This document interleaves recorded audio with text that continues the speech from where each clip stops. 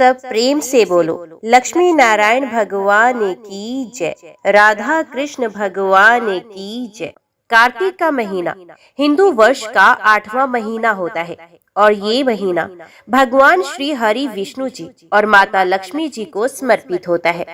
इस मास में भगवान विष्णु जी और उनके अवतारों की पूजा करना सबसे शुभ माना जाता है। कार्तिक मास में पवित्र नदियों में स्नान करने से, दान पुण्य करने से और व्रत करने से, माता तुलसी जी की पूजा करने से मनुष्य के सभी पापों का अंत हो जाता है और सुख शांति व मोक्ष की प्राप्ति होती है। कार्तिक के मास में भगवान श्री हरि विष्णु जी योग निद्रा से जागते हैं और सृष्टि में आनंद और कृपा की वर्षा होती है। माँ लक्ष्मी जी धरती पर भ्रमण करने के लिए आती हैं और अपने भक्तों को अपार धन का आशीर्वाद भी देती हैं। कार्तिक के मास में उपवास रखकर भगवान श्री हरि के स्मरण मात्र से अग्नि अष्टम यज्ञ के समान फल की प्राप्ति होती है और सूर्य लोक की भी प्राप्ति होती है। भगवान श्री हरि की प्रिय श्री तुलसी जी की पूजा करने से और उनके समक्ष दीप प्रज्वलित करने से धन वृद्धि के साथ व्यक्ति की सभी मनोकामनाएं कार्तिक के मास में सिद्ध हो जाती हैं। नैमिषारण्य तीर्थ में एकत्रित हुए 88,000 शौनक आदि ऋषियों के समक्ष कार्तिक मास के महात्म्य का वर्णन करते हुए श्री सूत जी महाराज बोले, आज मैं कार्तिक माह के महात्म्य की जिस कथा को आपको सुना रहा हूँ, उसे ज्ञान प्राप्त करके मनुष्य अपने जीवन को सुखी बना लेता है। पाप कर्म को छोड़कर वे वैकुंठ को गमन करने का अधिकारी होता है। श्री सूत जी बोले, हे ऋषियों, श्री कृष्ण जी के पास से महर्षि नारद जी आज्ञा लेकर चले गए तो सत्यभामा जी आनंदित होती हुई बोली, हे नाथ, मेरा जीवन सफल है। मैं आप जैसे विश्व वंदित पति को प्राप्त करके कृतार्थ हुई। मेरे माता पिता धन्य हैं जिन्होंने मुझे जन्म दिया, जो आपको 16,000 रानियों में आपकी अत्यंत प्यारी हूँ। मैंने कल्प वृक्ष आदि पुष्प आपके साथ नारद जी को विधि पूर्वक दान में दिया था, परंतु वही कल्प वृक्ष आज मेरे गृह में सदा लहराया करता है। इस बात को मृत्यु लोक में कोई भी स्त्री नहीं जानती। हे स्वामी, यदि आप मुझसे प्रेम करते हैं तो मैं ये जानना चाहती हूँ कि आप मुझे ये कार्य बताएं जिसे करने से आप मुझसे किसी प्रकार विमुख ना हो सके। मैं ये अपने हित से आपसे जानना चाहती हूँ। श्री सूत जी कहने लगे, हे ऋषियों, सत्यभामा के ऐसे वचनों को सुनकर श्री कृष्ण जी हंसने लगे। उन्होंने विलास भाव से सत्यभामा की बाह पकड़ ली और उसे कल्प वृक्ष के नीचे ले गए। वहां प्रेम भाव से वे कहने लगे, प्रिय, 16,000 रानियों में तुम प्राणों की तरह प्रिय हो और तुम्हारे कारण ही मेरा देवताओं तथा देवराज इंद्र से विरोध हुआ है। श्री सूत जी बोले, ये विरोध इस बात पर हुआ कि एक दिन श्री कृष्ण जी सत्यभामा सहित गरुड़ पर सवार होकर जब इंद्र लोक में जा पहुंचे और वहां सत्यभामा की इच्छा की पूर्ति हेतु इंद्र से कल्प वृक्ष मांगा था। इंद्र के ना देने पर गरुड़ और इंद्र का घोर युद्ध हुआ था। गोलोक में गो और गरुड़ के मध्य होने वाले इस युद्ध में गरुड़ की चोंच से गौओं के कान और पूंछ काटने से जहां जहां रुधिर गिरा था, वहां उसके कान से तंबाकू और रुधिर से मेहंदी की उत्पत्ति हुई। गरुड़ के पंख जहां गिरे थे, वहां से गोभी की उत्पत्ति हुई और इसी कारण इन वस्तुओं का सेवन मोक्ष की प्राप्ति नहीं होने देता। गौ के सिंग से गरुड़ के 3 पंख टूटकर जो पृथ्वी पर गिरे, उनसे नीलकंठ, मोर और चकवा चकवी पक्षी उत्पन्न हुए। इससे नीलकंठ, मोर और चकवा चकवी को देखने पर गरुड़ जी के दर्शन का फल प्राप्त होता है। और सूत जी कहते हैं कि श्री कृष्ण ने सत्यभामा से कहा कि हे प्रिय, मैं तुम्हें हर वस्तु तुम्हारे मांगने पर उपलब्ध कर सकता हूँ। तब क्या इस आश्चर्यजनक प्रश्न का उत्तर नहीं दूंगा? तुम जो भी पूछना चाहो मुझसे पूछो। तब सत्यभामा ने कहा, हे स्वामी, आप मुझे ये बताएं कि पूर्व जन्म में मैं किसकी पुत्री थी, मेरा स्वभाव कैसा था, मैंने कौन से दान, तप, व्रत आदि शुभ कार्य किए थे जिससे मैं आपकी अर्धांगिनी बनी। तब श्री कृष्ण भगवान बोले, हे प्रिय, मैं तुम्हें ये सब वृत्तांत कहता हूँ। तुम ध्यान पूर्वक सुनो। पूर्व समय में सतयुग के अंत में मायापुरी नामक स्थान में देव शर्मा नामक अत्रि गोत्र में उत्पन्न एक ब्राह्मण निवास करता था। वे सब वेदों को नित्य पाठ करता, हवन और सूर्य देव की पूजा किया करता था। इसी कारण वे सूर्य की भांति तेज वाला था। उसके वृद्ध अवस्था में गुणवती नामक कन्या पैदा हुई। विवाह योग्य होने पर उस पत्नीहीन ब्राह्मण ने अपनी कन्या का विवाह अपने शिष्य चंद्र शर्मा के साथ कर दिया। चंद्र शर्मा अपनी भार्या गुणवती के साथ अपने ससुर की कुटी पर ही रहने लगे। एक समय दोनों ससुर और जमाता कुश तथा स्मधा लेने के लिए हिमालय की तलहटी में पहुंच गए। वहां उन्होंने अपने सामने एक भयानक राक्षस को पाया तो भय से उनके शरीर शिथिल हो गए। उनमें वहां से भागने की भी शक्ति नहीं रही। उस काल रूपी राक्षस ने उन दोनों को मार डाला। धर्मात्मा होने के कारण तथा सूर्य पूजक होने से दोनों को मेरे पार्षद वैकुंठ लोक में ले गए। क्योंकि शिव, गणेश, सूर्य देव और विष्णु की उपासना पूजा करने वाले सभी धर्मात्मा व्यक्ति स्वर्ग की प्राप्ति करते हैं। मैं अलग होता हुआ भी काल और कर्मों के भेद से पांचों रूपों में व्याप्त हूँ। वे दोनों तेजस्वी मेरे रूप को धारण करके विमान पर चढ़कर मेरे लोक में गए। वहां रहकर दिव्य भोगों को भोगने लगे। सूर्य कहने लगे, श्री कृष्ण भगवान ने आगे का हाल सुनाते हुए कहा कि अपने पिता और पति की मृत्यु का हाल सुनकर गुणवती अत्यंत दुखी हुई और रुदन करने लगी, हे स्वामी, हे पिता, आप लोग मुझे किसके सहारे छोड़कर चले गए? मैं निराश्रय हो गई। मेरे वस्त्र, मेरे खाने पीने का प्रबंध अब कैसे होगा? ये सब कौन करेगा? मेरे पास तो कुछ भी नहीं है। मैं किसकी शरण में जाऊंगी? वैधव्य का ये कोप मेरे ऊपर किस प्रकार हुआ? अब मैं कहाँ जाऊं, कहाँ बैठूं और क्या करूं? श्री कृष्ण बोले, इस प्रकार विलाप करती हुई केले के पत्ते की भांति कांपती हुई वे अंत में धरती पर गिर पड़ी। कुछ समय बाद जब वे सावधान हुई तो उठकर पुनः विलाप करने लगी। कुछ समय वे शोक सागर में ही डूबी रही। इसके बाद उसने घर की वस्तुओं को बेचकर द्रव्य एकत्रित किया और तब अपने पिता और पति की पारलौकिक क्रियाएं संपन्न करके वे अपनी इंद्रियों को वश में रखे हुए शुद्ध सात्विक जीवन उसी नगरी में रहकर बिताने लगी। वे अपने जीवन पर्यंत सभी एकादशी और कार्तिक मास के व्रत आदि को करती हुई अंत में मोक्ष को प्राप्त हुई। हे प्रिय, कार्तिक मास का व्रत तथा एकादशी के सभी व्रत मुझे अत्यंत प्रिय हैं।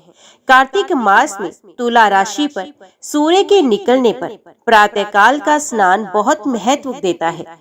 ये मुक्ति का दाता है।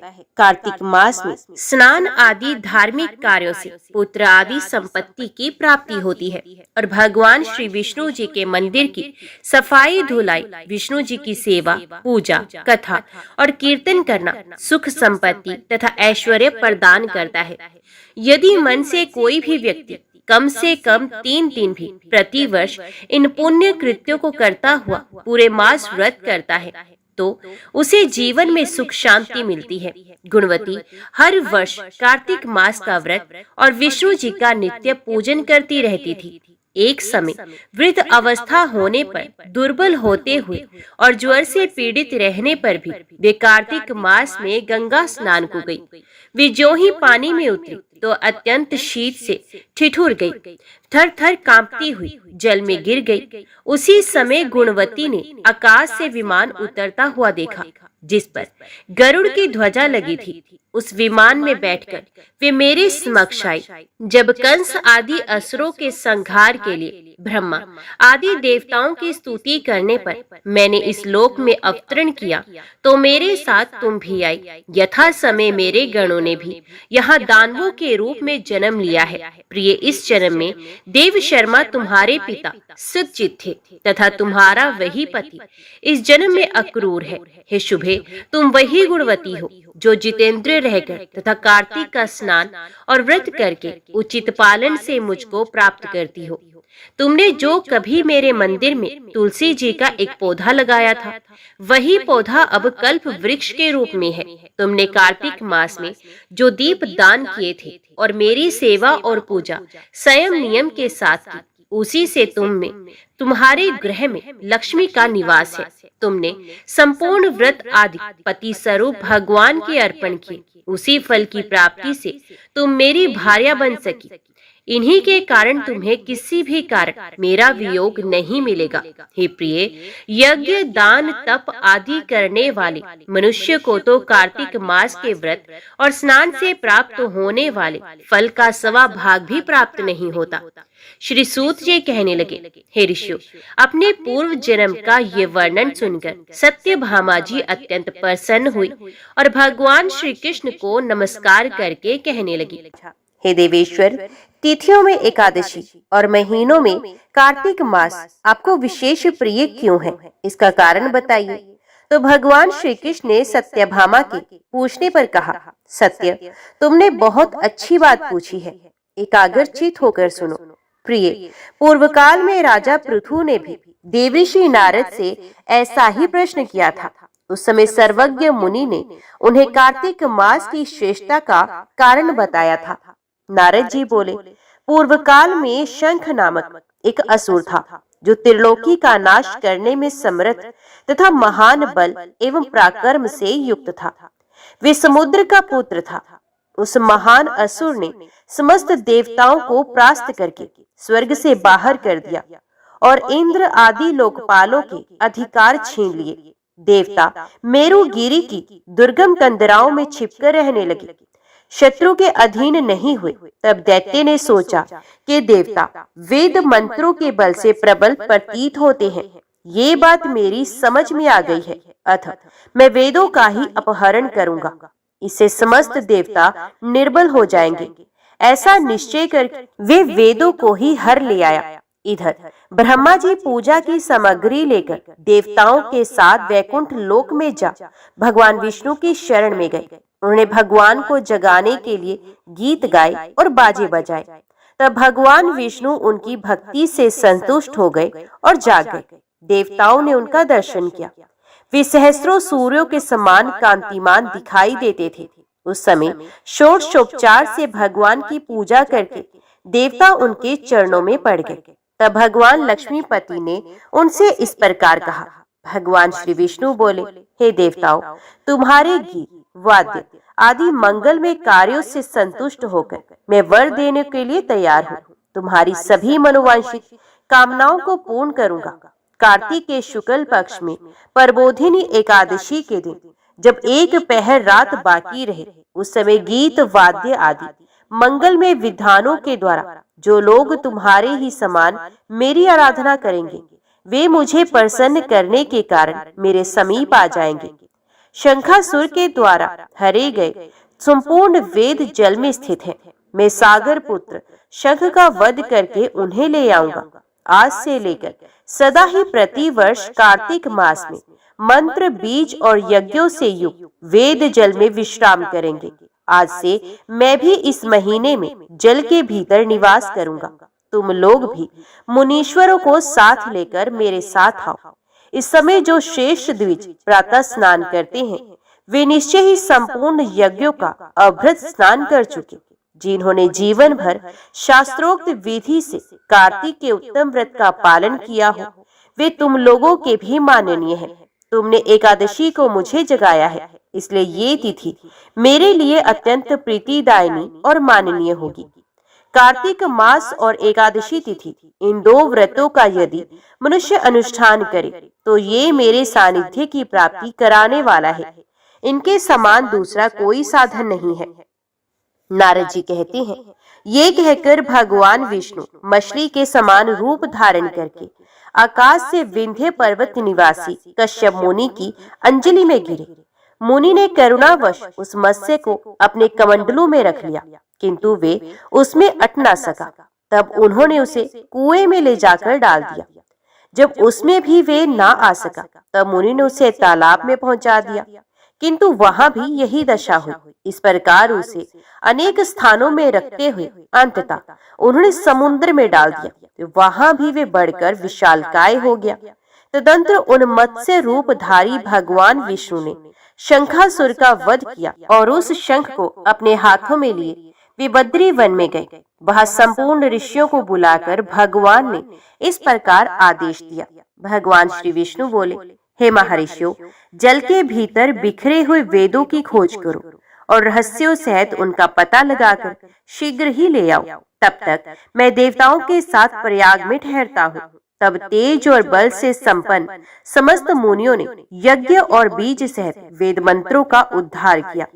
जिस वेद के जितने मंत्र को जिस ऋषि ने उपलब्ध किया, वही उतने भाग का तब से ऋषि माना जाने लगा।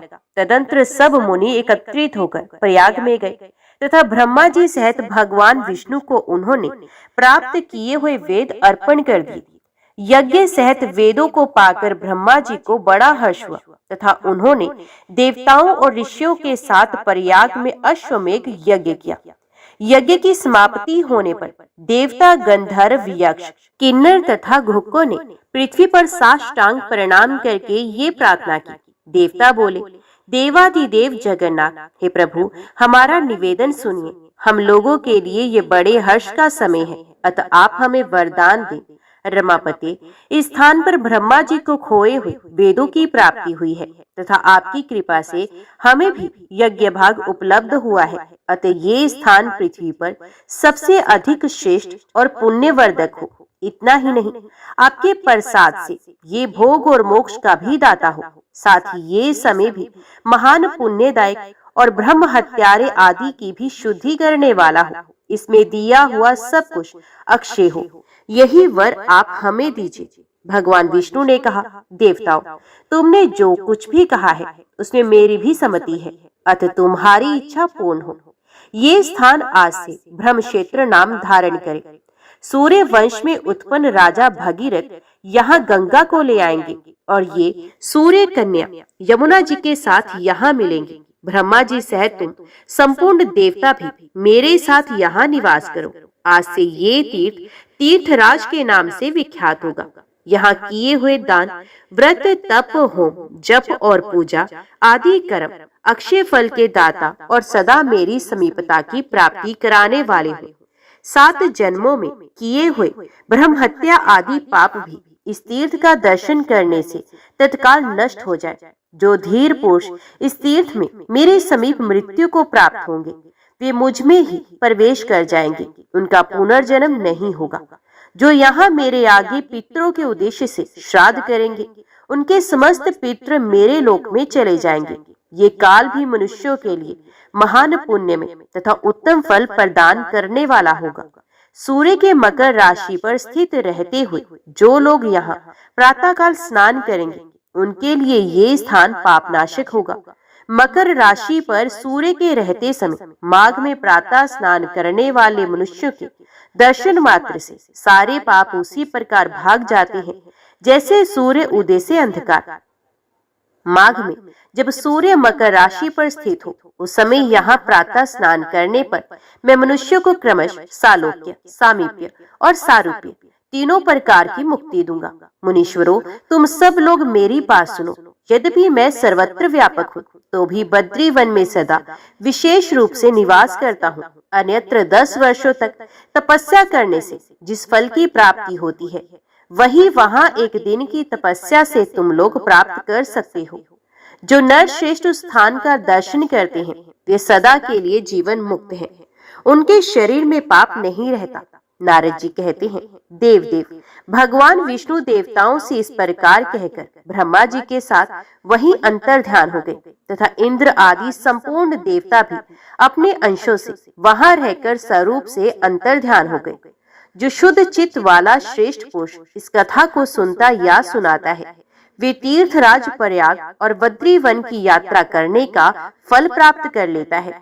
राजा पृथु ने नारद जी से कहा, हे मुने, आपने कार्तिक मास स्नान का महान फल बताया है। अब उनमें किए जाने वाले स्नान के विधि और नियमों का भी वर्णन कीजिए। साथ ही उनकी उद्यापन विधि को भी ठीक ठीक बताइए। नारद जी बोले, हे राजन, तुम भगवान विष्णु के अंश से उत्पन्न हुए हो। तुम्हारे लिए कोई बात अज्ञात नहीं है। तथापि तुम पूछते हो, इसलिए मैं कार्तिक के परम उत्तम महात्म्य का वर्णन करता हूँ, उसे सुनो। अश्विन मास के शुक्ल पक्ष में जो एकादशी आती है, उसी दिन आलस्य छोड़कर कार्तिक के उत्तम व्रतों का नियम ग्रहण करे। व्रत करने वाला पुरुष पहर भर रात बाकी रहे तभी उठे और जल सहित लोटा लेकर गांव से बाहर नृत्य कोण की ओर चला जाए। दिन और संध्या के समय उत्तर दिशा की ओर मुंह करके तथा रात हो तो दक्षिण की ओर मुंह करके मलमूत्र का त्याग करे। पहले जनेऊ को दाहिने कान पर चढ़ा ले और भूमि को तिनके से ढककर अपने मस्तक को वस्त्र से आच्छादित कर ले। शौच के समय मुख को यत्न पूर्वक मूंदे रखे, ना तो थूके ना मुंह से ऊपर को ही सांस खींचे। मल त्याग के पश्चात गुदा भाग तथा हाथ को इस प्रकार धोए जिससे मल का लेप और दुर्गंध दूर हो जाए। इस कार्य में आलस्य नहीं करना चाहिए। 5 बार गुदा में, 10 बार बाएं हाथ में तथा 7 बार दोनों हाथों में मिट्टी लगाकर धोए। फिर 1 बार लिंग में, 3 बार बाएं हाथ में और 2 बार दोनों हाथों में मिट्टी लगाकर धोए। ये गृहस्थ के लिए शौच की विधि बताई गई। ब्रह्मचारी के लिए इससे दूना, वानप्रस्थ के लिए तिगुना और सन्यासी के लिए चौगुना करने का विधान है। रात को दिन की अपेक्षा आधे शौच का नियम है। रास्ता चलने वाले व्यक्ति के लिए, स्त्री के लिए तथा शूद्रों के लिए उससे भी आधे शौच का नियम है। शौच कर्म से हीन पुरुष की समस्त क्रियाएं निष्फल होती हैं। जो अपने मुंह को अच्छी तरह साफ नहीं रखता, उसके उच्चारण किए हुए मंत्र फलदायक नहीं होते। इसलिए प्रयत्न पूर्वक दांत और जीभ की शुद्धि करनी चाहिए। गृहस्थ पुरुष किसी दूध वाले वृक्ष की 12 अंगुल की लकड़ी लेकर दातुन करे, किंतु यदि घर में पिता की स्याह तिथि या व्रत हो तो दातुन ना करे। दातुन करने के पहले वनस्पति देवता से इस प्रकार प्रार्थना करें, हे वनस्पति, आप मुझे आयु, बल, यश, तेज, संतति, पशु, धन, ब्रह्म ज्ञान और स्मरण शक्ति प्रदान करें। इस मंत्र का उच्चारण करके दातुन से दांत साफ करना चाहिए। प्रतिपदा, अमावस्या, नवमी, षष्ठी, रविवार तथा चंद्रमा और सूर्य के ग्रहण के दिन दातुन नहीं करना चाहिए। व्रत और श्राद्ध के दिन भी लकड़ी की दातुन करना मना है। उन दिनों जल के 12 को लेकर के मुख शुद्ध करने का विधान है। कांटेदार वृक्ष, कपास, सिंधुवार, ब्रह्म वृक्ष, बरगद, रेन और दुर्गंध युक्त वृक्षों की लकड़ी को दातुन के काम में नहीं लेना चाहिए। फिर स्नान करने के पश्चात भक्ति प्राण एवं प्रसन्नचित होकर चंदन, फूल और तांबुल आदि पूजा की सामग्री ले भगवान विष्णु अथवा शिव के मंदिर में जाए। वह भगवान को पृथक पृथक पादम अर्घ्य आदि उपचार अर्पण करके स्तुति करे तथा पुनः नमस्कार करके गीत आदि मांगलिक उत्सव का प्रबंध करे। ताल, वेणु और मृदंग आदि बाजों के साथ भगवान के सामने नृत्य और गान करने वाले लोगों को भी तांबुल आदि के द्वारा सत्कार करें। जो भगवान के मंदिर में गान करते हैं वे साक्षात विष्णु रूप हैं।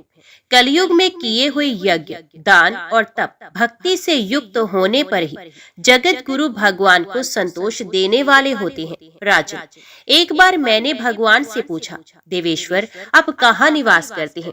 तो वो मेरी भक्ति से संतुष्ट होकर बोले, नारद, ना तो मैं वैकुंठ में निवास करता हूँ, ना योगियों के हृदय में।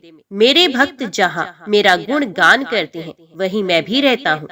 यदि मनुष्य गंध, पुष्प आदि के द्वारा मेरे भक्तों का पूजन करते हैं तो उससे मुझे जितनी अधिक प्रसन्नता होती है उतनी स्वयं मेरी पूजा करने से भी नहीं होती। जो मूर्ख मानव मेरी पुराण कथा और मेरे भक्तों का गान सुनकर निंदा करते हैं वे मेरे द्वेष के पात्र होते हैं।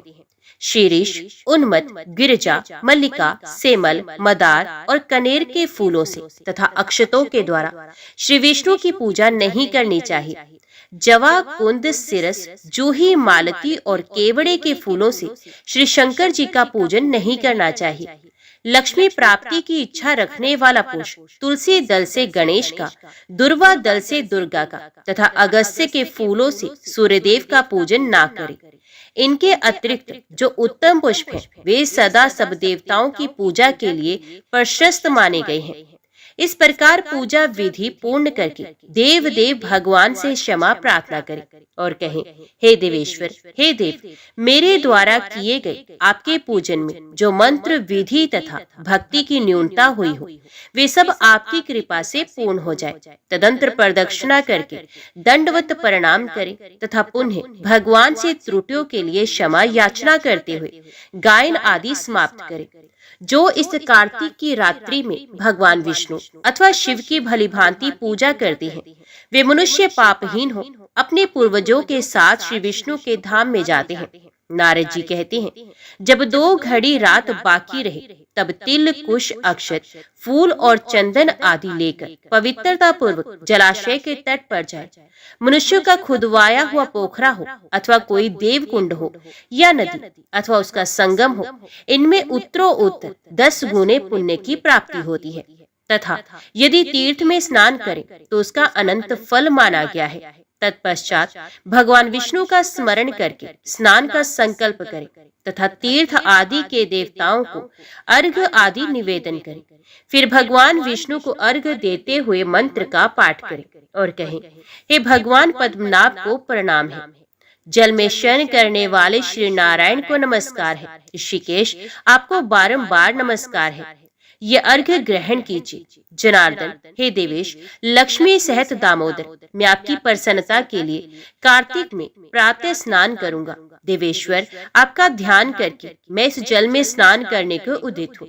दामोदर, आपकी कृपा से मेरा पाप नष्ट हो जाए। तत्पश्चात राधा सहित भगवान श्री कृष्ण को मंत्र से अर्घ दें और कहें, श्री राधा सहित भगवान श्री कृष्ण नित्य और नैमित्तिक कर्म रूप इस पाप नाशक कार्तिक स्नान के व्रत के निमित्त मेरा दिया हुआ ये अर्घ्य स्वीकार करें। इसके बाद व्रत करने वाला पुरुष भागीरथी श्री विष्णु, शिव और सूर्य का स्मरण करके नाभि के बराबर जल में खड़ा हो विधि पूर्वक स्नान करे। गृहस्थ पुरुष को तिल और आंवले का चूर्ण लगाकर स्नान करना चाहिए। वनवासी सन्यासी तुलसी के मूल की मिट्टी लगाकर स्नान करें। सप्तमी, अमावस्या, नवमी, द्वितीया, दशमी और त्रयोदशी को आंवले के फल और तिल के द्वारा स्नान करना निषिद्ध है। पहले मल स्नान करें, अर्थात शरीर को खूब मल मल कर उसकी मैल छुड़ाएं। उसके बाद मंत्र स्नान करें। स्त्री और शूद्रों को वेदोक्त मंत्रों से स्नान नहीं करना चाहिए। उनके लिए पौराणिक मंत्रों का उपयोग बताया गया है। व्रती पुरुष अपने हाथ में पवित्रक धारण करके मंत्रों का उच्चारण करते हुए स्नान करे और कहे, जो पूर्व काल में भक्ति पूर्वक चिंतन करने पर देवताओं के कार्य की सिद्धि के लिए 3 स्वरूपों में प्रकट हुए तथा जो समस्त पापों का नाश करने वाले हैं, वे भगवान विष्णु यहाँ कृपा पूर्वक मुझे पवित्र करें। श्री विष्णु जी की आज्ञा प्राप्त करके कार्तिक का व्रत करने के कारण यदि मुझसे कोई त्रुटि हो जाए तो उसके लिए समस्त देवता मुझे क्षमा करें तथा इंद्र आदि देवता मुझे पवित्र करें। बीज, रहस्य और यज्ञों से वेद मंत्र और कश्यप आदि मुनि मुझे सदा ही पवित्र करें। गंगा आदि संपूर्ण नदियां, तीर्थ, मेघ, नद और 7 समुद्र, ये सभी मुझे सर्वदा पवित्र करें। अदिति आदि पतिव्रताएं, यक्ष, सिद्ध, नाग तथा त्रिभुवन की औषधि और पर्वत भी मुझे पवित्र करें।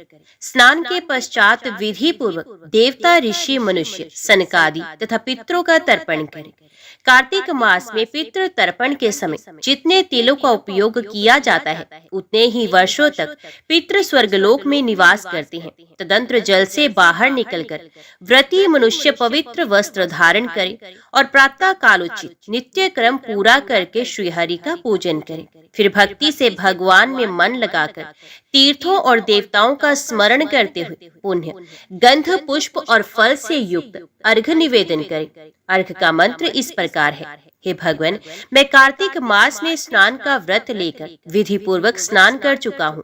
मेरे दिए हुए इस अर्घ को आप श्री राधिका जी के साथ स्वीकार करें। इसके बाद वेद विद्या के पारंगत ब्राह्मणों का गंध, पुष्प और तांबूल के द्वारा भक्ति पूर्वक पूजन करें और बारंबार उनके चरणों में मस्तक झुकाएं। ब्राह्मण के दाहिने पैर में संपूर्ण तीर्थ, मुख में वेद और समस्त अंगों में देवता निवास करते हैं। अतः ब्राह्मण के पूजन करने से इन सब की पूजा हो जाती है। इसके पश्चात हरिप्रिया भगवती तुलसी जी की पूजा करें।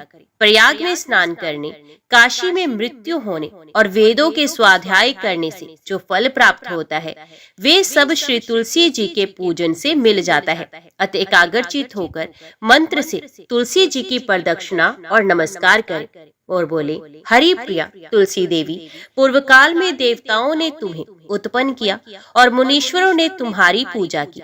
तुम्हें बारंबार नमस्कार है, मेरे सारे पाप हर लो। तुलसी पूजन के पश्चात व्रत करने वाला भक्तिमान पुरुष चित्त को एकाग्र करके भगवान विष्णु की पौराणिक कथा सुने तथा कथावाचक विद्वान ब्राह्मण अथवा मुनि की पूजा करे। जो मनुष्य भक्ति युक्त होकर पूर्वोक्त संपूर्ण विधियों का भलीभांति पालन करता है वे अंत में भगवान नारायण के परम धाम में जाता है। नारद जी कहते हैं, राजन, कार्तिक का व्रत करने वाले पुरुषों के लिए जो नियम बताए गए हैं उनका मैं संक्षेप से वर्णन करता हूँ। ध्यान देकर सुनो। अन्नदान देना, गौ को ग्रास अर्पण करना, वैष्णव पुरुषों के साथ वार्तालाप करना तथा दूसरे के दीपक को जलाना या उकसाना, इन सब कार्यों से मनुष्य पुरुष धर्म की प्राप्ति बताते हैं।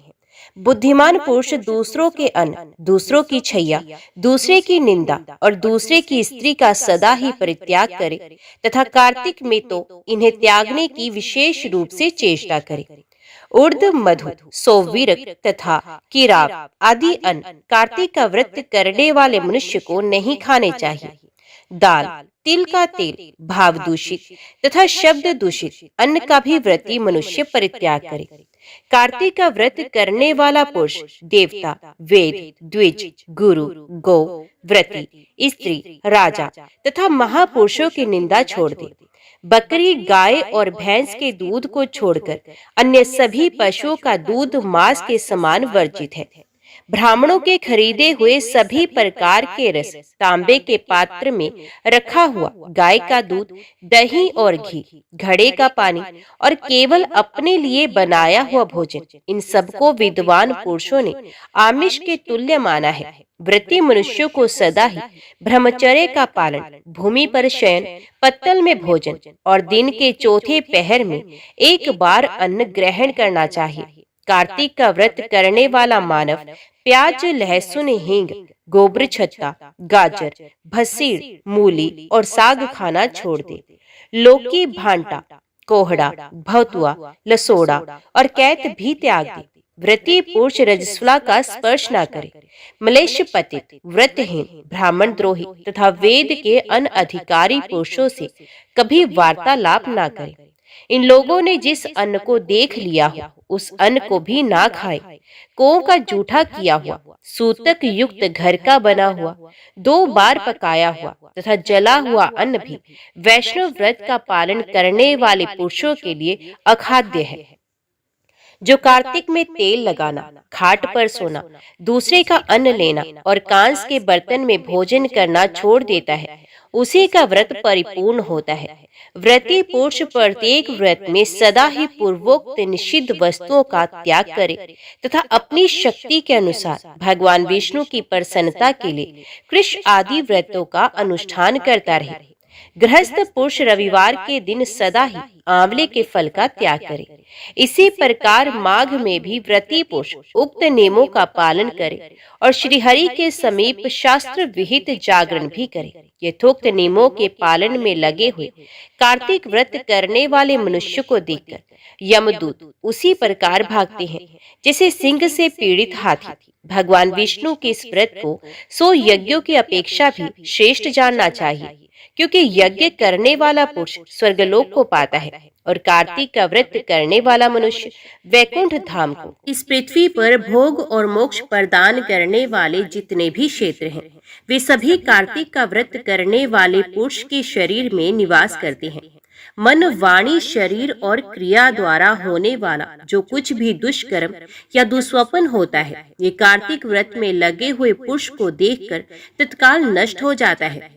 इंद्र आदि देवता भगवान विष्णु की आज्ञा से प्रेरित होकर कार्तिक का व्रत करने वाले पुरुष की निरंतर रक्षा करते रहते हैं।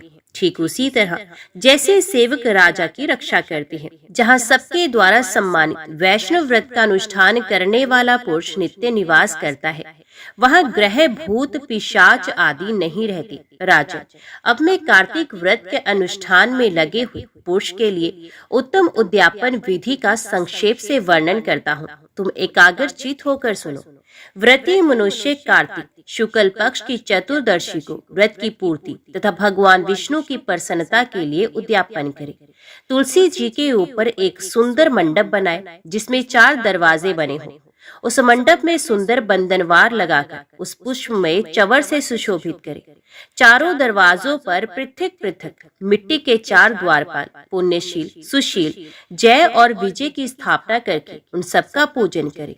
तुलसी के मूल भाग में वेदी पर सर्वोतभद्र मंडल बनाए जो 4 रंगों से रंजित होकर सुंदर शोभा संपन्न और अत्यंत मनोहर प्रतीत होता हो।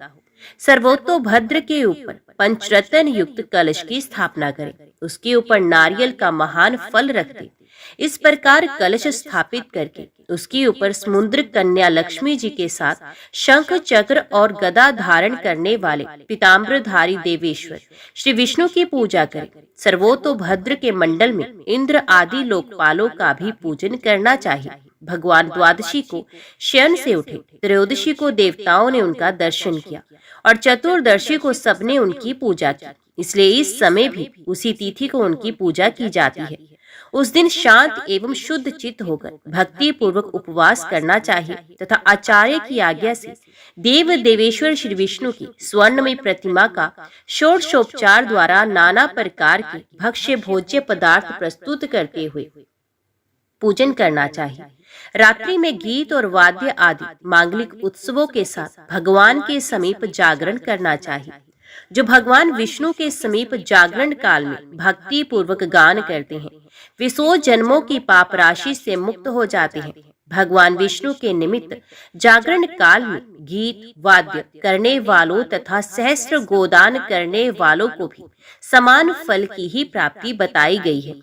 जो रात्रि में वासुदेव के समक्ष जागरण करते समय भगवान विष्णु के चित्रों का पाठ करके वैष्णव पुरुषों का मनोरंजन करता है तथा मनमानी बातें नहीं करता, उसे प्रतिदिन कोटि तीर्थों के सेवन के समान पुण्य प्राप्त होता है। रात्रि जागरण के पश्चात पूर्णिमा को प्रातः काल अपनी शक्ति के अनुसार 30 या 1 सप्तनिक ब्राह्मण को भोजन के लिए निमंत्रित करें। उस दिन किया हुआ दान, होम और जप अक्षय फल देने वाला माना गया है। अतः व्रती पुरुष खीर आदि के द्वारा ब्राह्मणों को भली भांति भोजन कराए। 2 मंत्रों से देव देव भगवान विष्णु तथा अन्य देवताओं की प्रसन्नता के लिए पृथक पृथक तिल और खीर की आहुति छोड़े। फिर यथाशक्ति दक्षिणा दे और उन्हें प्रणाम करे। इसके बाद भगवान विष्णु, देवगण तथा तुलसी का पुण्य पूजन करे। कपिला गाय की विधि पूर्वक पूजा करे और व्रत का उपदेश करने वाले सप्तनिक आचार्य का भी वस्त्र तथा आभूषणों आदि के द्वारा पूजन करे। अंत में सब ब्राह्मणों से क्षमा प्रार्थना करे। विप्रवरों, आप लोगों की कृपा से देवेश्वर भगवान विष्णु मुझ पर सदा प्रसन्न रहे। मैंने गत 7 जन्मों में जो पाप किए हों वे सब इस व्रत के प्रभाव से नष्ट हो जाएं। प्रतिदिन भगवान के पूजन से मेरे संपूर्ण मनोरथ सफल हों तथा इस देह का अंत होने पर मैं अत्यंत दुर्लभ वैकुंठ धाम को प्राप्त कर सकूं। इस प्रकार क्षमा याचना करके ब्राह्मणों को प्रसन्न करने के पश्चात उन्हें विदा करे और गो सहित भगवान विष्णु की स्वर्ण में प्रतिमा आचार्य को दान कर दे। तत्पश्चात भक्त पुरुष सुहृदों और गुरुजनों के साथ स्वयं भी भोजन करे। कार्तिक हो या माघ, उसके लिए ऐसी ही विधि बताई गई है। जो मनुष्य इस प्रकार कार्तिक के व्रत का उत्तम पालन करता है वे निष्पाप एवं मुक्त होकर भगवान विष्णु की समीपता प्राप्त करता है। संपूर्ण व्रतों, तीर्थों और दानों से जो फल मिलता है वही इस कार्तिक व्रत का विधि पूर्वक पालन करने से करोड़ गुना होकर मिलता है। जो कार्तिक व्रत का अनुष्ठान करते हुए भगवान विष्णु की भक्ति में तत्पर होते हैं वे धन्य हैं, वे सदा पूजनीय हैं तथा उन्हीं के यहाँ सब प्रकार के शुभ फलों का उदय होता है। देह में स्थित हुए पाप उस मनुष्य के भय से कांप उठते हैं और आपस में कहने लगते हैं, अरे ये तो कार्तिक का व्रत करने लगा, अब हम कहाँ जाएं?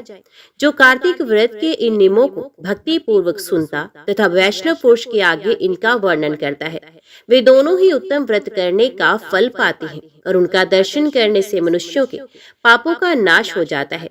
राजन, कार्तिक व्रत के उद्यापन में तुलसी के मूल प्रदेश में भगवान विष्णु की पूजा की जाती है, क्योंकि तुलसी उनके लिए अत्यंत प्रीतिदायिनी मानी गई है। जिसके घर में तुलसी का बगीचा लगा होता है, उसका वे घर तीर्थ स्वरूप है, वहाँ यमराज के दूत नहीं जाते। तुलसी वन सब पापों को हरने वाला, पवित्र तथा मनोवांछित भोगों को देने वाला है। जो श्रेष्ठ मानव तुलसी का वृक्ष लगाते हैं, वे कभी यमराज को नहीं देखते। नर्मदा का दर्शन, गंगा का स्नान और तुलसी वन के पास रहना, ये तीनों एक समान माने गए हैं।